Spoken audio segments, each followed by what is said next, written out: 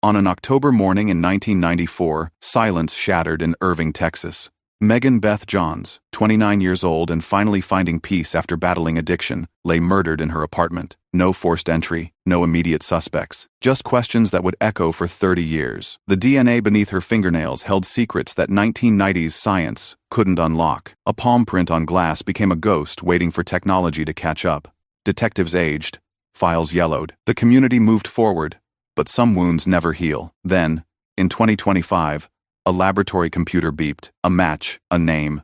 A neighbor who lived just steps away from Megan's door 3 decades ago. Justice had been patient, but it had not forgotten. The arrest would shake Irving to its core, proving that time may blur memories, but it cannot erase truth. Some stories refuse to stay buried. What happens when the past finally catches up? Before we get into the story, drop a comment with your country and the time right now. The autumn air in Irving, Texas, carried promises of change on October 5, 1994.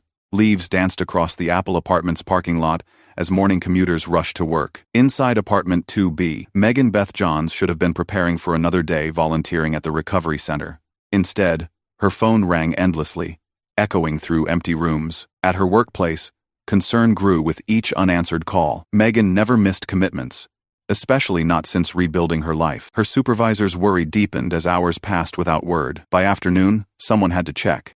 The maintenance worker's key turned easily in the lock. The sliding door stood slightly open, unusual for October's chill. He called her name once, then twice. The silence felt wrong. When he found her, face down on the living room floor, the world stopped. Blood pooled beneath multiple stab wounds. Furniture overturned suggested a fierce struggle. But the door remained locked from inside, and nothing appeared stolen. Within minutes, Irving police swarmed the complex. Detective Alan Crowley, young and methodical, surveyed the scene with careful eyes. This wasn't random violence. Someone Megan knew had done this. On the coffee table's glass surface, investigators discovered their first real clue, a partial palm print, clear and distinctive. Nearby, scattered belongings told the story of a woman who fought desperately for her life. The discovery sent shockwaves through the tight-knit community. Neighbors gathered in worried clusters, whispering about safety and suspicion. Local news trucks arrived by evening, their bright lights cutting through the autumn darkness. The Irving Police Headquarters buzzed with urgent energy that evening. Detective Crowley spread witness statements across his desk like pieces of an impossible puzzle. 23 interviews conducted, dozens of fingerprints collected, yet the palm print remained unmatched. Megan's co-workers painted a picture of quiet determination. She'd beaten addiction, found purpose in helping others navigate recovery, and seemed genuinely hopeful about her future. No known enemies, no obvious threats. But one interview stood out. Daryl Patrick Goggins lived in apartment 2 Amperes, directly next to Megan's. He'd been cooperative during questioning, even helpful, but something in his demeanor struck Crowley as distant. Not suspicious exactly, just removed. Nice lady, Goggins had said when asked about Megan. Kept to herself mostly. Sad what happened. His fingerprints, like all the others, didn't match the palm print on the glass. His alibi seemed solid, claimed he was at work during the estimated time of death. Yet Crowley made a note in his file. Follow up on Goggins' timeline. Outside the station, reporters pressed for updates. The community demanded answers. Headlines screamed about a mystery murder in Irving, feeding public anxiety about a killer walking free among them. As midnight approached, Crowley stared at crime scene photos. Megan's defensive wounds told him she'd fought hard. The lack of forced entry suggested trust betrayed. Somewhere in the evidence lay the truth, waiting for the right moment to surface. The forensic laboratory became Detective Crowley's second home over the following days. Technicians analyzed blood samples, fiber evidence, and traced DNA with 1990s technology, primitive by future standards, but state-of-the-art for its time. Under fluorescent lights, they discovered biological material beneath Megan's fingernails. Male DNA, definitely from her attacker. But with limited databases and basic analysis capabilities, they could only confirm it belonged to someone not yet in the system. We can preserve this, the lead technician explained to Crowley. When science advances, maybe we'll get answers. The partial DNA profile joined the palm print in the evidence locker, sealed and cataloged for future generations. Technology would eventually catch up, but that day felt impossibly distant. Meanwhile, the community's fear intensified. Hardware stores sold out of deadbolts and security systems. Women traveled in groups, checking shadows twice. The Apple Apartments complex, once considered safe and affordable, suddenly felt vulnerable. News coverage shifted from breaking updates to ongoing concern. Television reporters stood outside Megan's building, reminding viewers that a killer remained at large. Each broadcast amplified the collective unease settling over Irving like morning fog. Crowley worked 18-hour days, chasing every lead that emerged. Anonymous tips flooded the phone lines. Suspicious neighbors reported unusual behavior, but nothing substantial materialized. By November's end, the investigation had consumed hundreds of hours and produced only questions. The palm print, the DNA, and Megan's memory remained the strongest evidence they possessed. November's chill settled over Street Marks Methodist Church as friends and family gathered for Megan's memorial service. The sanctuary filled beyond capacity, testament to her quiet impact on others' lives. Kelly Chance, Megan's closest friend, rose to speak with trembling hands, clutching prepared remarks. Her voice carried clearly through the hushed crowd as she shared memories of a woman determined to transform pain into purpose. Megan believed everyone deserved a second chance, Kelly said. She spent her recovery helping others find their way back to hope. That's who she was, someone who turned her darkest moments into light for others. The service revealed the depth of Megan's influence. Fellow recovery group members spoke of her patience and understanding. Co-workers described her reliability and compassion. Each testimony built a portrait of a life cut tragically short, just as it was beginning to flourish. Kelly's final words resonated through the silent church. We will not let her be forgotten. We will not let this go unsolved. Megan deserves justice, and we won't stop believing it will come. Outside, reporters captured glimpses of grief-stricken mourners. The coverage shifted from crime to compassion, highlighting Megan's volunteer work and recovery journey. Public sympathy swelled for the woman they were learning to know through tragedy. But sympathy couldn't produce suspects. As autumn turned to winter, Detective Crowley felt the case's momentum slowing despite his relentless efforts. December brought the year's first major case review meeting. Detective Crowley sat across from his supervisor, surrounded by boxes of evidence and witness statements. The conversation both had dreaded finally arrived. We've exhausted every immediate lead, the supervisor said gently. Fingerprint comparisons came back negative for all persons of interest. No DNA matches in our limited database. The physical evidence tells us who did this, but not their identity. Crowley's jaw tightened. 3 months of intensive investigation had yielded solid evidence, but no arrest. The palm print remained unidentified. The DNA sample waited for better technology. Dozens of interviews had produced no breakthrough. What about the neighbor, Goggins? Crowley asked. Something about him bothered me. His prints don't match. His alibi checks out. Without additional evidence, we have nothing actionable. The meeting concluded with the case's classification as open but inactive police terminology for investigations awaiting new leads or technological advancement. The file would be reviewed annually, but active pursuit was suspended. Local newspapers marked the year's end with retrospective pieces listing unsolved crimes. Megan's murder appeared prominently, described as Irving's most puzzling homicide of 1994. Public attention began its inevitable fade, yet in the evidence room, sealed containers held their secrets patiently. The palm print waited, the DNA waited, truth waited for science to catch up with determination. Years blurred together in the Irving Police Department's cold case files. From 1995 to 2005, a decade passed like pages turning in a book no one wanted to read. Annual reviews brought the same conclusion: insufficient leads to justify active investigation. Detective Crowley, now graying at the temples, requested assignment to other cases but never stopped thinking about Megan Johns. Her file remained on his desk, a constant reminder of unfinished business. Each technological advancement in forensic science sparked hope that quickly dimmed when budget constraints prevented retesting. During this dormant period, true crime television discovered Irving's unsolved murder. Documentary segments featured Megan's story, interviewing Kelly Chance and showing crime scene photos. Each broadcast generated phone calls and tips, but nothing substantial emerged. The case file thickened with false leads and well-meaning speculation. Psychics offered visions. Amateur detectives presented theories. Conspiracy enthusiasts suggested cover-ups. Through it all, the physical evidence remained unchanged, a palm print and DNA sample waiting for their moment. One notation stood out in Crowley's handwriting from 2003, DNA technology advancing rapidly. This sample could become key within 5 years. Recommend preservation protocols. His foresight proved crucial. While other departments discarded old evidence due to storage limitations, Irving maintained Megan's file with meticulous care. Vacuum-sealed containers protected biological samples from degradation. The new millennium brought fresh detectives who inherited cold cases with professional interest but without emotional investment. They reviewed files efficiently, noted the preserved evidence, and waited for orders from above. The 2010s marked a revolution in forensic science. Low-template DNA analysis emerged as a powerful tool for examining minute biological samples previously considered unusable. Television crime shows educated the public about genetic databases and breakthrough arrests in decades-old cases.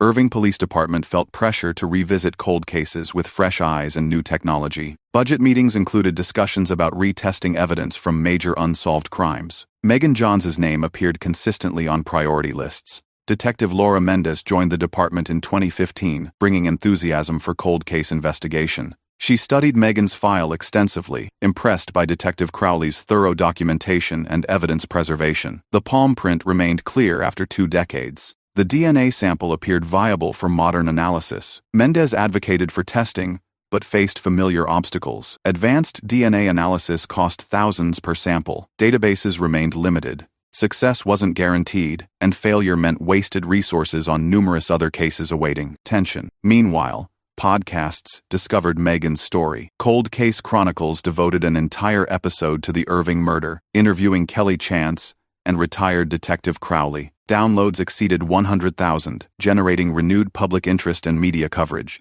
Social media groups formed around unsolved Texas crimes, with Megan's case attracting dedicated followers who parsed evidence photos and debated suspect theories. The internet kept her memory alive when traditional media moved on, but online discussion couldn't produce DNA matches or identify palm prints. The case remained frozen in time, waiting for perfect circumstances to align. October 2023 marked the 29th anniversary of Megan's murder.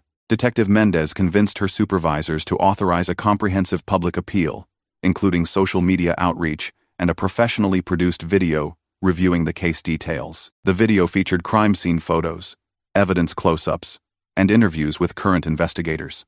Mendez narrated carefully, emphasizing that Megan fought back fiercely, leaving defensive wounds that told a story of courage and resistance. "Someone knows something," Mendez said directly into the camera. 29 years is a long time to carry secrets. It's time for truth. The video went viral within hours. Comments flooded in from viewers expressing empathy, sharing theories, and offering prayers. Local news stations picked up the story, generating statewide coverage about Irving's longest-running unsolved murder. Kelly Chance, now in her 50s, participated in television interviews. Her hair had grayed, and lines mapped decades of worry around her eyes, but her voice remained strong when discussing her friend. "I never gave up believing we'd find answers," she told reporters. "Megan deserves justice, no matter how long it takes." The anniversary appeal generated over 200 tips, each requiring investigation. Most proved irrelevant, but public engagement demonstrated that people still cared about cold cases. Justice delayed wasn't necessarily justice denied. In the evidence room,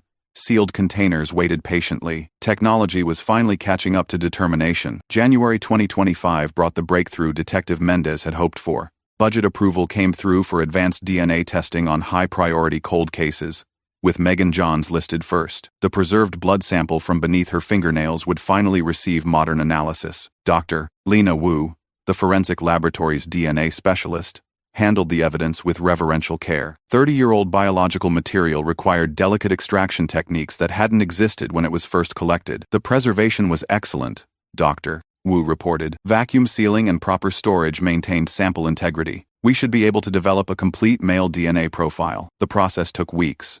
Advanced machinery extracted genetic material from microscopic traces. Computer algorithms assembled fragments into comprehensive profiles. Each step moved science closer to identifying Megan's killer. Mendez visited the laboratory regularly, watching progress with barely contained excitement. This represented the best chance for breakthrough in 3 decades of investigation. "We're looking at markers that weren't even discoverable in 1994, Dr. Wu explained during one visit. "If this person is in any database, we'll find them." News of the testing remained confidential, but anticipation rippled through the department.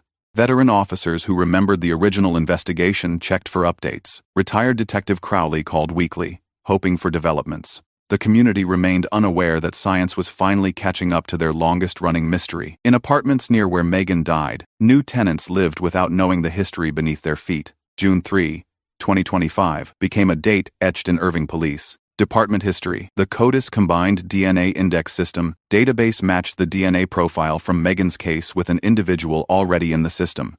The name on Detective Mendez's computer screen sent shockwaves through the investigation team, Daryl Patrick Goggins, the same neighbor interviewed by Detective Crowley in 1994. The cooperative witness who claimed to barely know Megan. The man whose fingerprints didn't match the palm print but whose DNA had been hiding under the victim's fingernails for 30 years. Goggins' DNA entered CODIS following a later offense, a minor charge that required biological sampling. Routine bureaucratic process had finally connected him to murder. Mendez stared at the screen, processing implications. The killer hadn't been a stranger stalking random victims. He'd lived next door, sharing walls with Megan, perhaps listening to her television, or hearing her footsteps overhead. Proximity that once seemed mundane now felt sinister. How many times had they passed in the hallway? Did she feel safe because he was familiar? Had familiarity been the weapon he used against her? The CODIS hit remained confidential while investigators planned their next moves. 30 years of waiting deserved careful handling. One mistake could jeopardize prosecution. But after 3 decades of questions, they finally had their answer. The database had spoken Daryl Goggins' name. The Irving Police Department conference room filled with investigators, prosecutors, and forensic specialists on June 8th. Case files covered the long table as Detective Mendez presented her findings to the assembled team. Goggins was interviewed extensively in 1994, she explained, projecting his original statement onto the wall. Claimed minimal contact with Megan, said he barely knew her beyond casual greetings. The DNA evidence told a different story. Biological material beneath Megan's fingernails belonged definitively to her next-door neighbor. The statistical probability of error approached 0. District Attorney Evelyn Cortez studied crime scene photographs with prosecutorial eyes. "What about the palm print?" she asked. "We're reanalyzing it now," Mendez replied. Original comparisons excluded Goggins, but 1990s technology had limitations. Modern analysis might find matches overlooked previously. The team reviewed Goggins' background methodically. After 1994, he'd held various jobs, lived in different apartments, and maintained a relatively quiet existence. Nothing suggested violence, yet DNA connected him irrefutably to murder. Chief Robert Henson listened intently before speaking. 30 years this family has waited. We're going to do this right. Every procedure followed perfectly. No room for defense attorneys to claim misconduct. Arrest plans took shape around the table. Surveillance would confirm Goggins' location. Warrants would be prepared with meticulous documentation. The media would be notified only after custody was secured. Justice moved slowly but deliberately toward Daryl Goggins. June 10, 2025, dawned clear and humid in Lancaster, Texas, where Daryl Goggins had lived for the past decade. Unmarked police vehicles positioned themselves around his apartment complex as dawn broke across suburban streets. Detective Mendez led the arrest team, accompanied by officers from multiple jurisdictions. The warrant specified nonviolent apprehension. Goggins wasn't considered dangerous, merely someone whose past had finally caught up. At 7:15 a.m., they knocked on his door. Goggins answered wearing pajamas and a confused expression. He was 61 years old now, his hair completely gray, his face lined by decades of ordinary living. "Daryl Patrick Goggins?" Mendez asked formally. "Yes, that's me. What's this about?" The words that followed had been rehearsed, but carried enormous weight. "You're under arrest for the murder of Megan Beth Johns." Goggins's face registered shock, then something else, recognition, perhaps, or resignation. He didn't resist as handcuffs clicked into place. No dramatic confession or denial emerged, just quiet acceptance of long-delayed consequences. During the drive to Irving, he remained silent. 30 years of freedom were ending in the back of a police car, windows up, air conditioning humming against Texas heat. The irony wasn't lost on investigators. He still lived less than 30 miles from where Megan died. Some people run from their crimes, others simply wait to be found. Irving Police Department's media room overflowed with reporters on June 11th. Television cameras lined the back wall while print journalists filled folding chairs. The case that had haunted the community for 3 decades was about to receive its most significant update. Chief Robert Henson approached the podium with measured steps. His uniform displayed 30 years of service ribbons, each representing dedication to public safety. Behind him, a large photograph of Megan Johns reminded everyone why they'd gathered. Yesterday, Irving police arrested Daryl Patrick Goggins in connection with the 1994 murder of Megan Beth Johns, Henson announced. Advanced DNA testing matched biological evidence from the crime scene to Mr. Goggins, who was a neighbor of the victim. Camera flashes illuminated his weathered face as he continued. This case remained active for 31 years. Every piece of evidence was preserved. Every lead was followed. Every anniversary brought renewed commitment to finding answers. The chief's voice grew stronger as he delivered the line that would define the case's legacy. Justice has been patient, But justice does not forget. Questions erupted from the crowd. How long had Goggins been a suspect? What new evidence emerged? Would other cases be reopened using similar technology? Henson answered carefully, protecting the integrity of pending prosecution. While satisfying public curiosity, the arrest represented triumph, but the legal process was just beginning. Outside, news vans prepared live broadcasts. The story would lead local newscasts and generate national coverage. After 30 years of silence, Megan's case was speaking again. The Dallas County District Attorney's Office transformed into a war room as prosecutors prepared their case against Daryl Goggins. Evidence boxes from 1994 joined modern forensic reports on conference tables while legal teams strategized their approach. District Attorney Evelyn Cortez examined the DNA evidence with scientific precision. The chain of custody documentation stretched back 3 decades, each transfer meticulously recorded.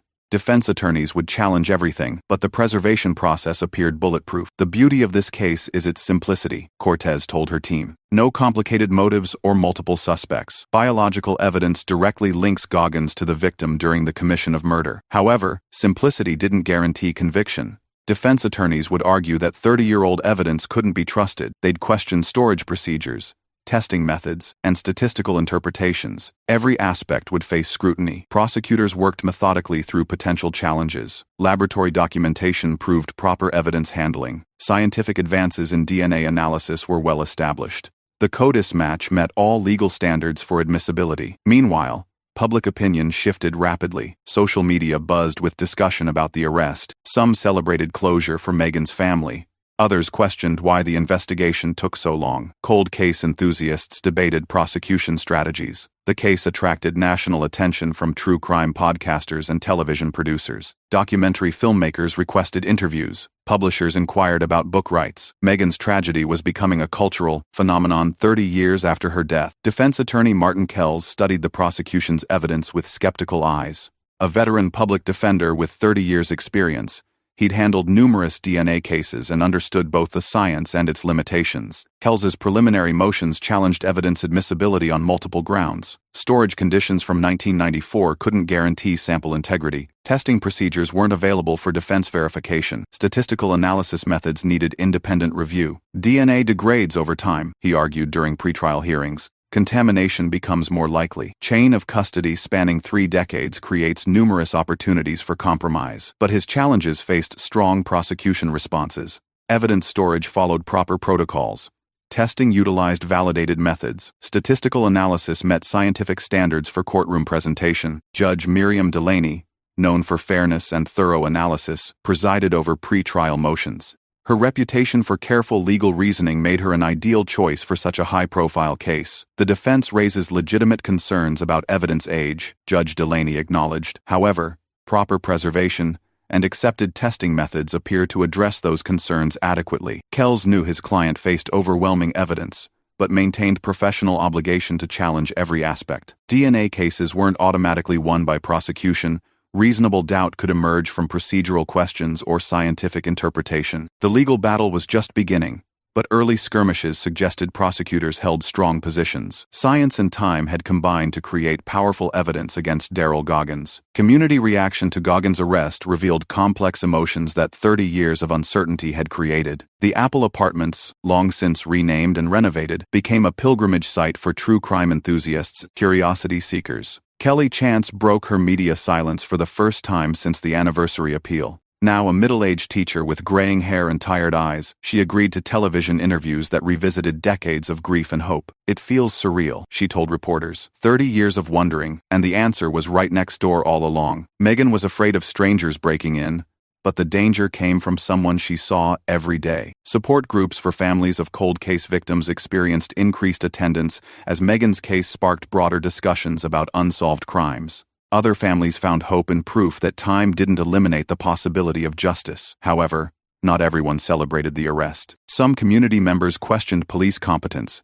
How could they miss evidence for 30 years? Others worried about the reliability of aged evidence and the possibility of wrongful conviction. Social media amplified every perspective. True crime forums dissected the case endlessly. Podcast listeners debated investigation methods. YouTube creators produced detailed analysis videos that attracted millions of views. The case transcended local interest to become a national conversation about cold case investigation DNA technology, and the persistence of justice across decades. November 2025 brought the trial that Irving had waited 31 years to witness. Dallas County Courthouse attracted national media attention as jury selection began for what promised to be a landmark cold case prosecution. Opening statements captured the emotional weight of 3 decades. District Attorney Cortez addressed jurors with photographs of Megan Johns displayed prominently behind her. In 1994, Megan Johns was building a new life, Cortez began. She'd overcome addiction, found purpose in helping others, and looked forward to the future. That future was stolen by her next-door neighbor, a man she trusted enough to open her door to. The prosecutor's presentation emphasized the DNA evidence strength while acknowledging the unusual time gap between crime and prosecution. Science had evolved, but evidence preservation allowed justice to proceed. Defense attorney Kells countered with reasonable doubt, arguments centered on evidence age and testing reliability. 30 years have passed, he told jurors. Memories fade, evidence degrades. Reasonable doubt grows with time. The courtroom filled with spectators, including Kelly Chance, retired Detective Crowley, and members of Megan's extended family. Media coverage intensified as the trial addressed fundamental questions about justice delayed and scientific advancement. Judge Delaney maintained strict courtroom procedures while allowing comprehensive presentation of evidence. Her reputation for fairness gave both sides confidence in legal process integrity. The trial represented more than prosecution of one defendant. It symbolized society's commitment to remembering victims and pursuing justice, regardless of obstacles. Kelly Chance took the witness stand with trembling hands but steady voice. 30 years of grief and hope converged in testimony about her murdered friend and the impact of unsolved tragedy on survivors. Megan was the strongest person I knew, Kelly testified. She fought to overcome addiction. She helped others facing similar struggles. She deserved to live a full life, not have it cut short by violence. Under gentle questioning from prosecutors, Kelly described Megan's personality, relationships,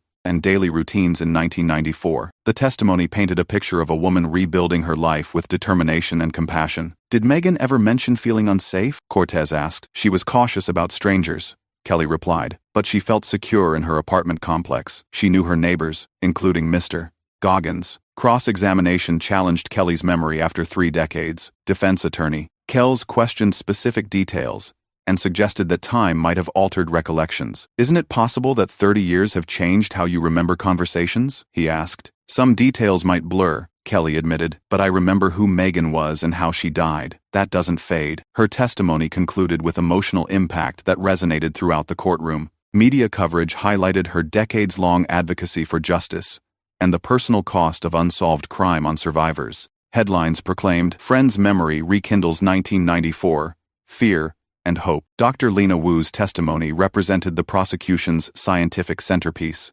The forensic analyst explained DNA testing procedures in terms accessible to jurors, while maintaining technical accuracy required for legal standards. DNA is like a biological fingerprint, Dr. Wu explained. Each person's genetic profile is unique except for identical twins. When we find someone's DNA at a crime scene, we can identify them with statistical certainty. Using charts and graphs, she walked jurors through the analysis process that identified Goggins' DNA beneath Megan's fingernails. The biological material's location suggested close contact during struggle, exactly consistent with defensive wounds documented in 1994. What's the probability of this DNA belonging to someone other than Mr. Goggins? Cortez asked. Less than 1 in a trillion, Dr. Wu replied matter-of-factly. The testimony addressed evidence preservation, testing procedures, and statistical interpretation. Each aspect reinforced the prosecution's position that science had definitively identified Megan's killer. Cross-examination challenged testing methods and statistical analysis. Defense attorney Kells questioned whether degraded samples could produce reliable results, and whether probability calculations accounted for all variables. Isn't it true that DNA degrades over time? Kells asked. Yes, but proper preservation minimizes degradation. These samples remained viable for analysis. The exchange continued for hours, with defense attempts to create doubt, meeting scientific explanations that supported prosecution claims. Jury reactions suggested that technology impressed them, but defense questions raised legitimate concerns about evidence age. Defense strategy relied on challenging evidence reliability rather than presenting alternative theories. Martin Kells called his own forensic expert to question testing procedures and statistical interpretations used by the prosecution. Dr. Raymond Hayes, a respected DNA analyst from a private laboratory, testified that 30-year-old samples presented unique challenges for accurate testing. Degradation, contamination, possibilities, and limited sample quantities could affect results. While modern testing is sophisticated, Dr. Hayes explained, we can't eliminate all uncertainty when working with aged biological material. Reasonable doubt exists whenever we push scientific methods to their limits. However, his testimony faced strong prosecution rebuttal. Dr. Wu returned to explain quality control measures, validation studies, and peer review processes that confirmed testing accuracy. The battle of experts highlighted the case's central tension: advanced science versus aged evidence. Jurors listened intently as competing interpretations of the same data emerged from different perspectives. Judge Delaney carefully instructed jurors about weighing expert testimony and understanding reasonable doubt standards. The burden of proof remained with prosecution, but defense challenges hadn't eliminated the DNA evidence's power. Media coverage focused on the scientific complexity that modern cold cases required.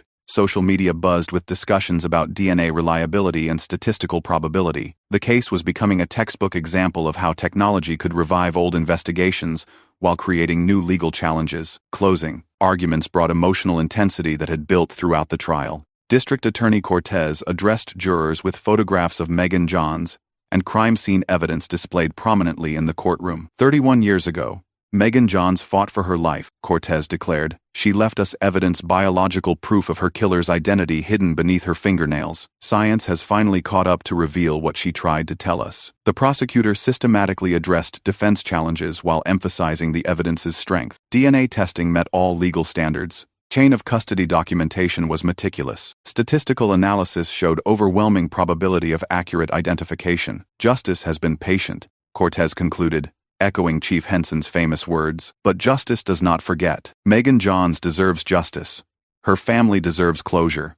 This community deserves truth. Defense Attorney Kells countered with reasonable doubt arguments that acknowledge the tragedy while questioning conviction based on aged evidence. No one disputes that Megan Johns died tragically, he said, but reasonable doubt exists when we rely on 30-year-old biological samples and statistical interpretations that can't be independently verified. The courtroom fell silent as final arguments concluded. Jurors filed out for deliberation, while spectators waited anxiously for their decision. Outside, media crews prepared for extended coverage. The verdict would determine whether cold case prosecution, based on advanced DNA analysis, could withstand legal scrutiny. Jury deliberations stretched through the night as 12 citizens wrestled with evidence that spanned 3 decades. The weight of decision convicting someone based on aged biological samples versus allowing an alleged killer to escape justice created enormous pressure. Morning brought news that jurors had reached a verdict.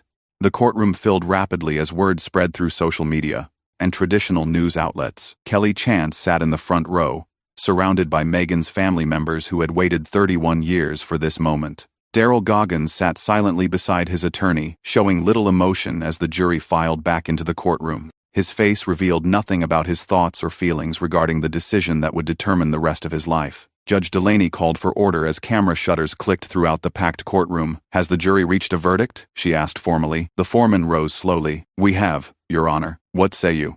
The words that followed would echo through Irving's history. We, the jury, find the defendant, Daryl Patrick Goggins, guilty of murder in the first degree. Kelly Chance burst into tears as family members embraced. 31 years of questions had finally received an answer. Justice had been patient, but it had not forgotten. Outside, reporters scrambled to broadcast breaking news of the conviction that proved cold cases could still find resolution through scientific advancement and persistent investigation. The sentencing hearing provided opportunity for victim impact statements that gave voice to decades of grief and loss. Kelly Chance approached the podium with prepared remarks that captured the emotional toll of unsolved tragedy on survivors. Megan never got to see her nieces grow up, she said, her voice steady despite tears. She never got to fulfill her dreams of helping others in recovery. 31 years were stolen from everyone who loved her. Family members described how the unsolved murder had affected their lives, relationships strained by suspicion, sleep disrupted by fear, hope alternately raised and crushed by false leads and dead ends. Time didn't heal our wounds, Kelly continued. Truth did. Knowing who killed Megan and why doesn't bring her back, but it lets us finally grieve properly. Defense attorney Kells presented mitigation arguments, highlighting Goggins' age, lack of violent criminal history, and the decades he'd lived as a productive member of society since 1994. Mr. Goggins is 61 years old, Kells argued. He's maintained employment, paid taxes, and caused no additional harm to the community. While the crime was terrible, the man who committed it has lived 30 years without further violence. Judge Delaney listened carefully to both sides before imposing sentence. Her words carried the weight of legal precedent and moral authority accumulated over decades on the bench. The jury has spoken clearly about Mr. Goggins' guilt, she said. This court must balance justice for the victim with appropriate punishment for the defendant. The evidence shows premeditated murder of an innocent woman who trusted you as a neighbor. The sentence, life in prison without possibility of parole, reflected the crime's severity and the community's need for closure. Goggins showed no reaction as bailiffs prepared to escort him away. Kelly Chance later told reporters, "Time didn't heal our pain, truth did. Now, we can finally say goodbye to Megan properly." Outside the courthouse, supporters applauded the verdict, while true crime enthusiasts discussed the case's implications for other cold investigations. The conviction proved that patience and science could combine to achieve justice across decades. The Irving Police Department's memorial wall gained a new addition in December 2025. Megan Johns' photograph joined others whose cases had been resolved through persistence, technology, and unwavering commitment to justice. Detective Laura Mendez stood before the memorial wall in the quiet evening hours after her shift ended. The fluorescent lights cast long shadows across the hallway as she reflected on the journey from cold case file to courtroom victory. "She waited for us to catch up," Mendez said softly to Detective Crowley, who had returned for the memorial ceremony. "Despite retirement, 31 years, but we finally got there." Crowley nodded slowly, his weathered hands holding the original case file he'd maintained since 1994.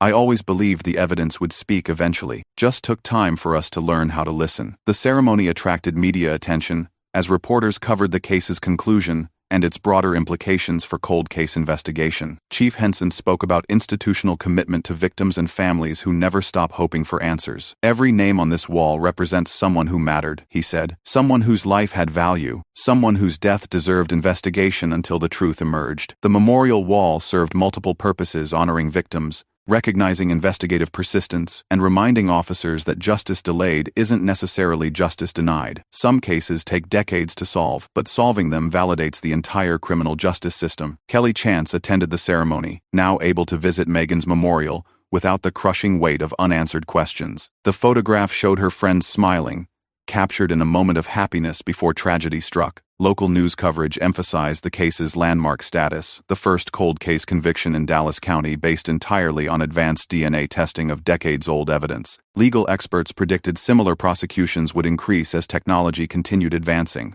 University criminal justice programs added the case to curricula as an example of successful cold case investigation. Students studied evidence preservation techniques, DNA analysis procedures, and the importance of maintaining detailed documentation across decades. The broader true crime community celebrated the resolution while acknowledging its bittersweet nature. Justice had prevailed, but it couldn't restore the life that was lost or the years that families spent in uncertainty. Social media posts memorialized Megan, with hashtags like #JusticeForMegan and #ColdCaseResolved. Her story became part of internet culture's fascination with true crime, but also a testament to the human cost of violence and the persistence required to achieve justice. 6 months after the conviction, documentary filmmakers released The Patient Justice, the Megan Johns story, which attracted millions of viewers and sparked national discussions about cold case resources and DNA database expansion. Kelly Chance participated in the documentary, sharing memories of her friend while advocating for other families still waiting for answers. "Megan's case proves that giving up is never an option," she said. "Truth waits, as long as it takes." The Irving Police Department established a cold case task force using Megan's case as a model for investigating other unsolved murders. Advanced DNA testing became standard procedure for reviewing aged evidence, leading to several additional arrests within 2 years. Detective Mendez received commendation for her role in solving the case, but she deflected credit to the entire team that had maintained evidence and documentation across 3 decades. "This wasn't one person's victory," she insisted. "This was institutional persistence finally paying off." The Apple apartments where Megan died were demolished in 2026 to make way for commercial development. Kelly Chance organized a small memorial service before demolition began, placing flowers where apartment 2B once stood. "This is where it started," she said to gathered friends and family, "but it's not where it ends." Megan's legacy lives in every cold case that gets solved, every family that finds answers, every person who refuses to give up hoping for justice. The empty lot that replaced the apartments became an unofficial memorial site. True crime tourists left flowers and notes. Local residents placed small remembrance tokens. The space transformed from a crime scene into a symbol of justice achieved through patience and persistence. Daryl Goggins began serving his life sentence at a Texas maximum security facility. He maintained his innocence despite overwhelming evidence, filing appeals that were routinely denied by higher courts. His case became a study in how scientific evidence could overcome decades of silence. The conviction closed the longest-running unsolved murder case in Irving's history, but it opened new possibilities for other investigations. Police departments across Texas sent aged evidence for DNA testing, hoping to replicate the success that had finally brought justice to Megan Johns. 3 decades after her death, Megan's story had become larger than tragedy. It had become proof that some truths are too powerful to remain buried forever, and that justice, patient and persistent, eventually finds its way to light. In the quiet evidence room where her case materials once waited in sealed containers, new cold cases now occupied the shelves. Each file represented another family's hope, another victim's call for justice, another story waiting for science and dedication to reveal its secrets. The memorial wall's soft lighting illuminated faces of the remembered and redeemed. Among them, Megan Johns smiled eternally, her case finally closed, her justice finally served, her memory finally at peace.